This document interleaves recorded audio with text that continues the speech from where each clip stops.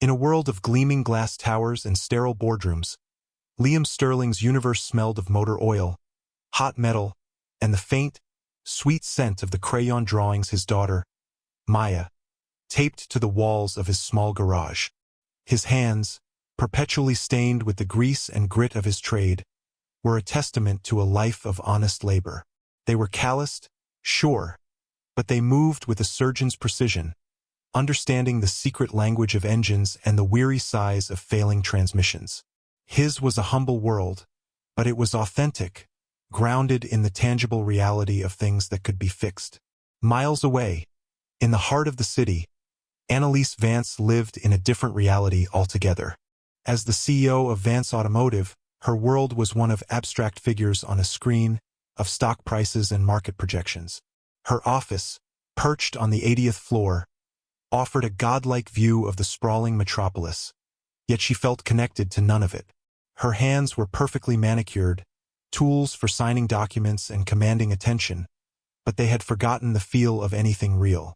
Her life was an opulent fortress of solitude, built to keep the messiness of the world at bay. The central mystery of their lives was not what would happen, but how the profound, hidden genius of the man in the garage would inevitably collide with the gilded emptiness of the woman in the tower.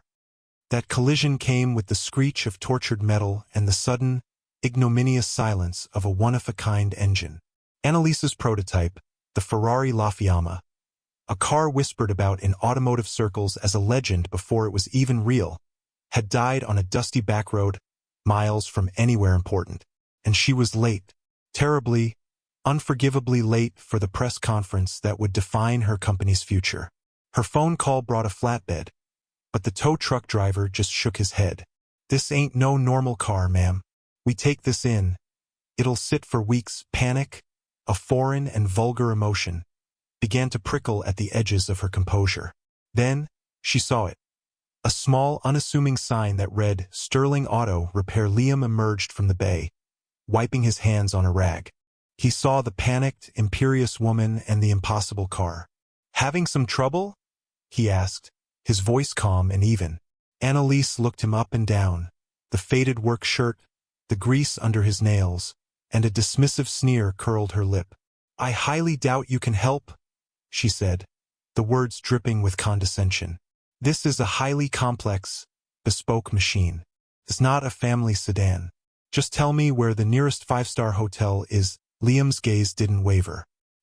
He simply looked past her, at the car, a flicker of something unreadable in his eyes. "The engine management is based on the old Magneti-Marelli system, but with a predictive algorithm tied to the fuel injectors. It probably went into a protective lockdown. The sequence to reset it isn't in any manual." Annalise stared, her arrogance momentarily short-circuiting. "And how would you possibly know that?" He gave a small shrug. "I fix things. Let me look." 5 minutes, she wanted to laugh, to dismiss him again, but the quiet authority in his voice held her in place. Defeated and out of options, she gestured toward the car. "Fine. You have 5 minutes to prove you're not wasting my time." Annalise's own team of elite engineers, patched through on a conference call, were useless. They offered theories, suggested diagnostics that would take hours, and spoke in jargon meant to obscure their own confusion. She watched as Liam knelt beside the open engine bay, his posture one of reverence. He didn't connect a laptop or run a single diagnostic. He simply listened. He placed a hand on the engine block, closing his eyes as if feeling for a pulse. Annalise found the display absurd, a mechanic performing some kind of voodoo on a multi-million-dollar machine. "Is this part of the show?" she asked, her patience frayed to a wire. Liam ignored her. He walked to his toolbox, a battered metal chest that had seen decades of service, and retrieved a single strangely shaped tool. It looked handmade, a piece of polished steel with a delicate, forked tip. He reached deep into the engine's intricate heart, a place her own engineers wouldn't dare touch without schematics, and with a delicate twist and a soft click, he withdrew. "Try it now," he said, wiping the tool clean. Annalise slid into the driver's seat, her skepticism a heavy cloak. She turned the key. The engine, which had been as silent as a tomb, erupted into a thunderous, perfect roar. It didn't cough or sputter. It sang. The sound was purer than she had ever heard it. Her engineers on the phone fell silent. She looked from the dashboard, glowing with life, to the man standing calmly by the garage door. He had done the impossible. He had fixed the unfixable. And he had done it in under 5 minutes. For the first time in a decade, Annalise Vance was utterly, completely speechless. The drive to the city was a blur. The press conference was a success, but Annalise's mind wasn't on market shares or future models. It was on a dusty roadside and a man with grease-stained hands who knew the soul of her machine better than its creators. The moment she was back in her sterile office, she made a call to her head of security. "I want to know everything about a man named Liam Sterling. He runs a garage, Sterling Auto Repair." Off Route 9-inch, the request was met with a confused silence, but the order was absolute. Annalise paced her office, the perfect view of the city failing to hold her attention. The man's quiet confidence, the way he had looked at the engine not as a problem but as a puzzle he already knew the answer to, haunted her. It defied all logic. Men like that didn't exist in rundown garages. They were poached, bought, and locked away in corporate R&D departments. The report arrived on her tablet less than an hour later. She opened the file and the world tilted on its axis. He wasn't just Liam Sterling, mechanic. He was Liam Sterling, the prodigy, the legend. The former chief design engineer for Rossi Automotive, the very Italian firm that had secretly developed the La Fiamma's powertrain. The man who had designed the revolutionary predictive algorithm himself. The file stated he had vanished from the industry 5 years prior after a major, undisclosed ethical dispute with the board. He had walked away from a 7-figure salary, from fame, from everything. He had simply disappeared, only to resurface as a small-town mechanic. The arrogance drained out of Annalise, replaced by a profound, disorienting wave of awe and confusion. Who was this man who would choose obscurity over a kingdom he himself had built? The next day, she drove back to the garage, not in the Ferrari, but in a standard company sedan. She found Liam under a car, his legs the only part of him visible. "Mr. Sterling?" she said, her voice uncertain. He slid out, blinking in the daylight. He saw her and his expression was not of surprise, but of weary resignation. "Come to offer me a job?" he asked, standing up and wiping his hands. "I did," Annalise admitted, holding out a folder. "A very senior one. Head of our advanced propulsion division." "Name your price." Liam didn't even look at the folder. "I'm not for sale, Ms. Vance. I have a job, and I like it here." His rejection was calm, absolute.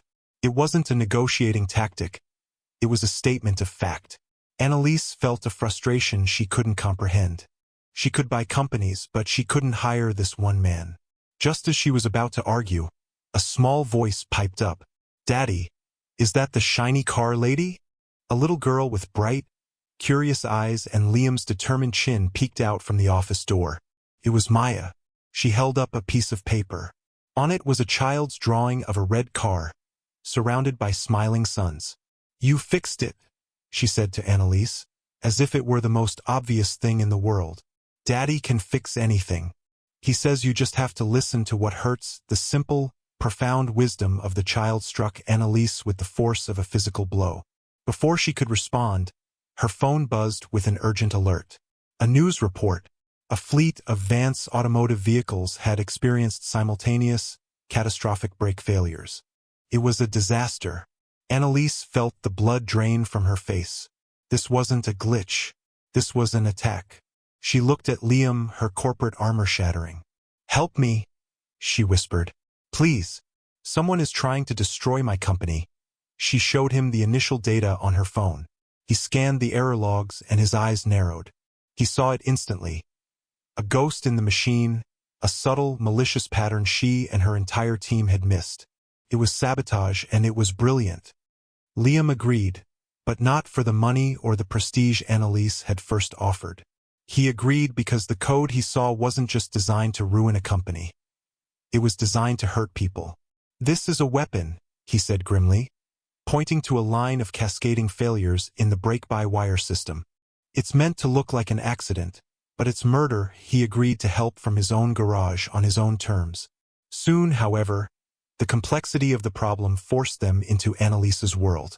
Liam, in his worn jeans and work boots, was a stark anomaly in the gleaming, white-walled R&D center of Vance Automotive. Engineers in lab coats stared as he bypassed their multi-million-dollar diagnostic arrays, preferring to work directly with the raw code on a simple monitor. He and Annalise spent hours together, a strange pair united by crisis. His grease-stained fingers would point to a flaw on a screen, and her perfectly manicured hand would type commands to isolate it. They discovered the saboteur was using a logic bomb, a piece of malicious code designed to trigger under specific conditions and then erase itself, leaving behind only chaos and misleading data. They were chasing a phantom. As they hit another dead end, Annalise's ex-fiancé, Marcus Thorne, the CEO of a rival corporation, appeared on the news. With a face full of feigned gravity, he expressed his deepest concerns over the troubling safety issues at Vance Automotive, subtly positioning his own company as the stable, reliable alternative. Liam watched the screen, then looked at Annalise. "Who is that man?" "Marcus Thorne," she said, her voice tight. "We were engaged once. Now he'd rather see me burn than succeed." Liam's gaze sharpened. "Does he know code?" Annalise nodded slowly. He started in software. A dark piece of the puzzle clicked into place. The stakes were now intensely personal. "The person who wrote this code," Liam explained, his voice low as they sat in the quiet lab late one night. They needed access to the foundational architecture. Not just the final version, but the developmental builds. He looked at Annalise, a question in his eyes. Who had that kind of access? The list was terrifyingly short. It included her retired head of engineering, and Marcus Thorne, who had been a trusted partner during the system's initial design phase years ago. A wave of nausea washed over Annalise. The betrayal was dizzying. Seeing her distress, Liam hesitated, then decided to share a piece of his own fractured past. "The reason I left Rossi," he began, his eyes distant, "was because of a safety system. I designed a failsafe for the high-speed stability control. It was perfect, but it added $400 to the cost of each car. The board voted to remove it. They said the risk was statistically acceptable. I told them there's no such thing as an acceptable risk when a family is in that car." He had resigned the next day, walking away from it all because he refused to sign his name to something that could fail, something that could kill. In that moment, Annalise finally understood him. It wasn't about pride or money. It was about an unbreakable code of integrity. Her crisis was a reflection of his past. "He won't win," Annalise said, a new fire in her eyes. "We won't let him." Liam nodded, a plan already forming in his brilliant mind. "We can't catch him chasing his ghost code," he said. "So we're going to make him come to us. We're going to build a trap." The plan was daring, a high-wire act of digital deception. Liam proposed creating a honeypot, a decoy version of the entire Vance Automotive network. They would announce a major, mandatory over-the-air software patch to fix the glitch, baiting Marcus into trying to corrupt it live. To do this, Liam needed unrestricted, top-level access to everything, Annalise's digital kingdom. Without a moment's hesitation, she gave it to him. "The system is yours," she said, a declaration of absolute trust that would have been unthinkable just days before. For the next 48 hours, they barely slept. The cold, sterile lab became their sanctuary. They worked in a seamless rhythm, his intuitive genius complemented by her strategic mind. They ordered pizza to the lab, and for the first time, Annalise ate from a cardboard box, the formality of her world dissolving. She told him about Marcus, his charm, his ambition, and the chilling ruthlessness she had mistaken for strength. Liam listened, his quiet presence a source of unexpected comfort. He spoke of Maya, of the promise he'd made to his late wife to always put his daughter first, a promise that had led him to the quiet life he now cherished. As Liam built the digital trap, a labyrinth of false directories and mirrored servers, Annalise and her team prepared for the press conference. The announcement was crafted to be irresistible to a man like Marcus. a triumphant declaration of a new, unbreachable security protocol. It was a direct challenge to his ego. The trap was set. All they had to do was wait for the wolf to step into it. The day of the press conference arrived, charged with an electric tension. Annalise stood on the brightly lit stage, a picture of calm authority she did not feel. In the front row, Marcus Thorne sat with a smug, predatory stillness, the wolf watching the fold. Backstage, in a small, darkened control room, Liam sat before a bank of monitors, his fingers poised over a keyboard. Maya's drawing of the red car was taped to the console, a small beacon of hope in the digital storm. Annalise began her speech, her voice steady. Today, Vance Automotive is proud to announce a revolutionary leap forward in vehicle security. As she spoke, Marcus subtly pulled out a tablet. Liam saw the spike in network activity immediately. He was in. On the massive screens behind Annalise, the corporate logo suddenly flickered. Red error messages began to cascade down the screen. The audience gasped. Journalists began shouting questions. A wave of panic swept the room. Marcus allowed himself a small, triumphant smile. It was working perfectly, but it was a trap. "He's triggering the logic bomb," Liam said into his headset to Annalise. "Keep him occupied for 30 more seconds." Annalise, feigning panic, stammered for a moment. Then, she took a deep breath and looked directly at Marcus. "It seems we have a live demonstration," she said, her voice ringing with newfound power. On the screen, the error messages vanished, replaced by a new display. A map of the world with a single, glowing red line. It was a trace route. Liam's honeypot was working. The hack was being traced in real time, live for the entire world to see. The line snaked from their server to a proxy in Eastern Europe, then to an offshore shell corporation, and then, for the final, damning connection, it resolved to an IP address registered to a device in that very room. An arrow appeared on the screen, pointing directly at Marcus Thorne. His face, projected 20 feet high, turned from smug triumph to ashen horror. Bank records, emails, and the sabotage code itself, all of it captured by Liam's trap, flooded the screen. The trap hadn't just caught him. It had downloaded his entire confession. Security guards moved in. The last thing Marcus saw before being escorted out was Liam emerging from the backstage door, standing beside Annalise, a quiet guardian who had brought down a king with nothing but his integrity and his genius. The fallout was immediate and spectacular. Vance Automotive was hailed for its resilience and ingenuity. Annalise was on the cover of every business magazine, a corporate warrior who had vanquished her foe. But she knew the victory wasn't hers alone. The next day, as the media frenzy continued, a quiet statement was released by Rossi Automotive in Italy. It confirmed that the man who had stopped the attack, Liam Sterling, was indeed their lost genius, the brilliant mind behind the La Fiamma and countless other innovations. They called his departure 5 years ago the single greatest loss in our company's history. The world now knew who he was. That afternoon, Annalise found Liam back at his garage, teaching Maya how to properly gap a spark plug. He looked up as she approached, no triumph in his eyes, only the same quiet peace. "I came to make you an offer again," Annalise said, her voice soft. "Not head of propulsion. I'm creating a new division. The Integrity Division. You'll be its chief. You'll have absolute authority to veto any design, any decision, on the grounds of safety and quality. You'll answer to no one but me. You can build things the right way. No compromises." She held her breath. It was more than a job. It was a promise. Liam looked from Annalise's earnest face to his daughter, who was watching them with wide, knowing eyes. He saw not a CEO offering a contract, but a woman offering a partnership, a chance to build something that mattered, not just for a company, but for people. "I have one condition," he said. "I leave every day at 3 o'clock. I have to pick up my daughter from school." A genuine, brilliant smile lit up Annalise's face, chasing away the last shadows of her former, colder self. "I'll have a car waiting for you, Mr. Sterling," she said. "Consider it a non-negotiable part of your contract." He extended his hand, the one with the grease still etched into the lines of his palm, and she took it without hesitation, her manicured fingers closing around his.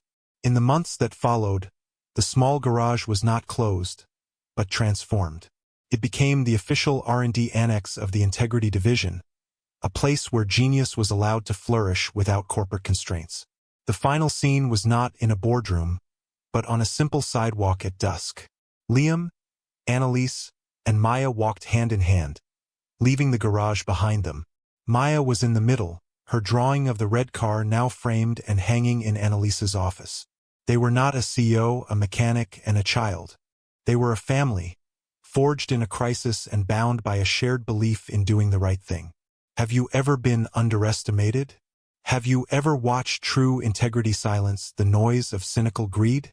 This story is a reminder that the greatest value is not measured in dollars, but in the skill of our hands, the strength of our character, and the love we build. Share this if you believe that the most brilliant lights are often hidden in the most unexpected places.